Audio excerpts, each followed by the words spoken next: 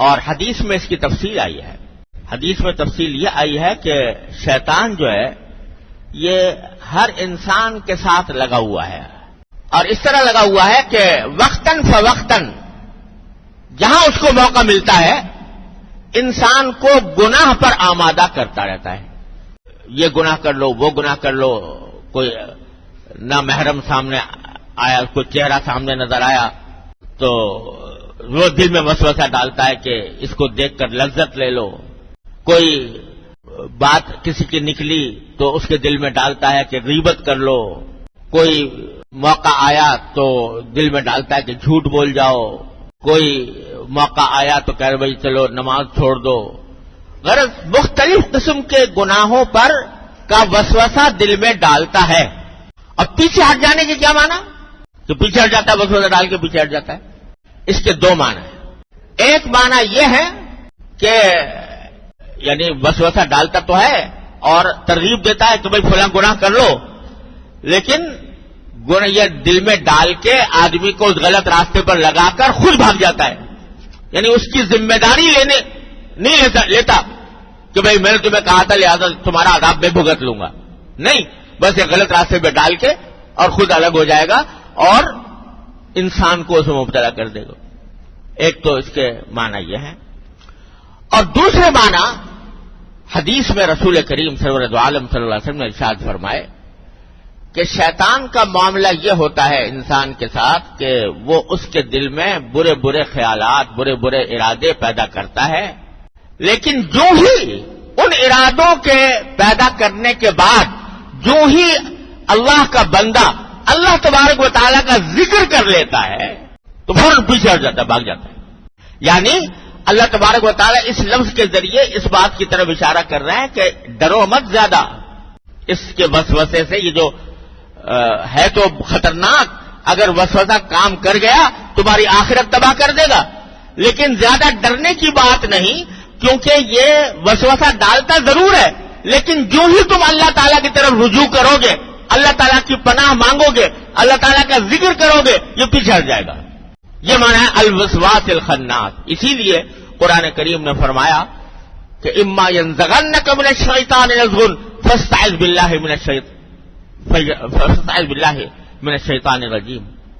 کہ جب اگر یہ شیطان کی طرف سے کوئی کچوکا لگے، تمہیں لفظ استعمال کیا قرآن کریم نے کچوکا لگے، یعنی وہ تمہارے دل میں کوئی وسوسہ ڈالے، برا ارادہ ڈالے، فوراً اللہ کی پناہ مانگ لو.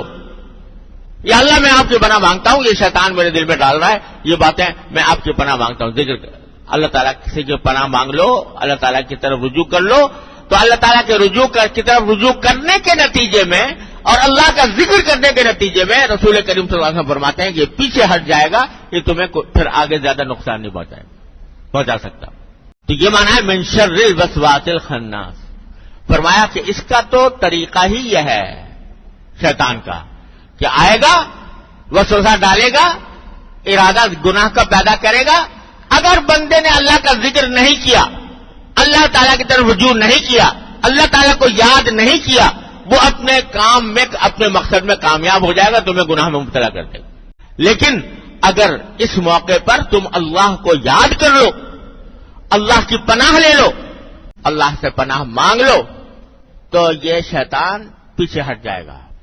اور پھر جب موقع ملے گا دوبارہ آئے گا، پھر کسی موقع پر پھر وسوسہ ڈالے گا، پھر اللہ کی پناہ لے لو گے، پھر ذکر کر لو گے، پھر پیچھے ہٹ جائے گا. اور دیکھو یہاں قرآن کریم نے فرمایا خناس. خناس کے معنی ہے بہت پیچھے ہٹنے والا. ایک لفظ ہوتا ہے خانس عربی میں، جس کے معنی ایک مرتبہ پیچھے ہٹنے والا، اور خناس کے معنی بہت پیچھے، یعنی بار بار پیچھے ہٹنے والا. کیا معنی کہ بار بار حملے کرتا ہے اور بار بار پیچھے ہٹتا ہے. ہر حملے کے موقع پر آسان علاج یہ ہے کہ تم اللہ کی طرف رجوع کرو، اللہ کی پناہ مانگو کہ یا اللہ یہ دل میں خیال آ رہا ہے، مجھے اس کے شر سے محفوظ کر دیجئے اور مجھے ہمت دے دیجئے، مجھے طاقت دے دیجئے کہ میں اس گناہ سے بچ جاؤں. تو نتیجہ یہ کہ پیچھے ہٹ جائے گا، ختم ہو جائے گا. اسی لیے فرمایا ان کید الشیطان کان ضعیفا. شیطان کی جو تدبیر ہے بڑی کمزور ہے. یہ مسلط تو رہتا ہے انسان کے اوپر، لیکن جہاں ذرا آدمی ساؤٹا ہوا، یعنی ذرا جم گیا اس کے مقابلے پر بیٹھ جاتا ہے، پھر وہ نقصان نہیں پہنچاتا۔ ان کید الشیطان کان ضعیفا، شیطان کا شر جو ہے بڑا کمزور ہے۔ دیکھو اللہ تبارک و تعالی کی حکمت اور رحمت سے یہ بات بعید ہے کہ وہ زہر پیدا کرے اور تریاق نہ بتائیں۔ اللہ تعالیٰ نے جو کوئی بیماری پیدا کی ہے اس کا علاج بھی پیدا کیا، جو کوئی زہر پیدا کیا ہے اس کا تریاق بھی پیدا کیا ہے۔ تو جب شیطان کو پیدا کیا، شیطان انسان کے لیے ایک زہر ہے، یہ شیطان انسان کے لیے ایک زہر ہے، تو اللہ تعالیٰ کی ذات سے یہ ممکن نہیں تھا، اس کی قدرت سے، اس کی رحمت سے، اس کی حکمت سے یہ ممکن نہیں تھا کہ وہ زہر تو پیدا کرے اور تریاق نہ پیدا کرے۔ اللہ تعالیٰ نے تو ہر ایک چیز کا تریاق پیدا کیا۔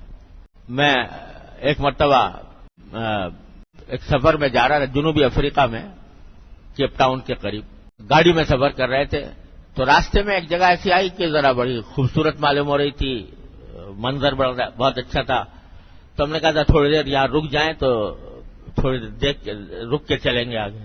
رکا تو قریب میں سامنے ایک درخت نظر آیا، ایک درخت، چھوٹا سا درخت تھا، جھاڑی جیسی، بڑی خوبصورت پتے اس کے، بہت خوبصورت، اور ایسے لگ رہا ہے جیسے مخمل کے کچھ پتے ہوتے ہیں اس طرح کے۔ تو میں اس کی طرف بڑھا اور اس کو ذرا ہاتھ لگانے، جنگلی پودا تھا، ہاتھ لگانے کا ارادہ کیا اس کو ذرا دیکھنے کے لیے کیسا ہے۔ تو میرے جو ساتھی تھے انہوں نے دم سے مجھے بڑے زور سے روکا کہ مولانا قریب نہ جائیے اس کے۔ میں نے کہا بھائی کیوں؟ کہا کہ یہ ایسا پودا ہے کہ اس کے اوپر ہاتھ لگاؤ تو اس سے ایسی تکلیف ہوتی ہے جیسے بچھو کے کاٹنے کی ہوتی۔ اگر اس کو ہاتھ لگا لے انسان تو بچھو کے جیسے کاٹنے سے تکلیف ہوتی ہے، درد ہوتا ہے، اس طرح کی تکلیف ہوتی ہے اسے، تو اس لیے ہاتھ نہ لگائیے اس کو۔ میں بڑا حیران ہوا اور ساتھ ہی میں نے یہ کہا بھائی یہ تو بڑی خطرناک چیز ہے، آپ نے تو مجھے بتا دیا۔ تو میں رک گیا اس سے۔ نہ جانے کتنے لوگ ہیں جو اجنبی گزرتے ہوں گے تو وہ ہاتھ لگاتے ہیں، ان کو تکلیف پہنچ جائے، کیا قصہ؟ تو انہوں نے کہا مگر جی ایک عجیب بات یہ ہے کہ جہاں یہ پودا ہوتا ہے اسی کے جڑ میں ایک اور پودا نکلتا ہے، اور اس کو ہاتھ لگا کر جو تکلیف اگر ہو گئی ہے اس کو ہاتھ لگا دے تو وہ دور ہو جاتی ہے۔ وہ یہ پودا جو ہے یہ اس کو ہاتھ لگاؤ تو بچھو کے کاٹنے جیسی لہریں انسان کے اندر پیدا ہو جائیں گی، اور نیچے ایک چھوٹا سا پودا اگا ہوا ہے اس کو ہاتھ لگا دو تو وہ ساری تکلیف دور ہو جائے گی۔ میں نے کہا تبارک اللہ احسن الخالقین، جو زہر پیدا فرمایا تو اس کا تریاق بھی ساتھ ساتھ موجود ہے اللہ تعالیٰ کی طرف سے، اس کی رحمت اور حکمت کا معاملہ یہ ہے۔ السلام علیکم جی دوستو، آپ نے دیکھا اور سنا شیخ مفتی تقی عثمانی صاحب حافظہ اللہ کو کہ شیخ مفتی تقی عثمانی صاحب حافظہ اللہ کیا بیان فرما رہے تھے۔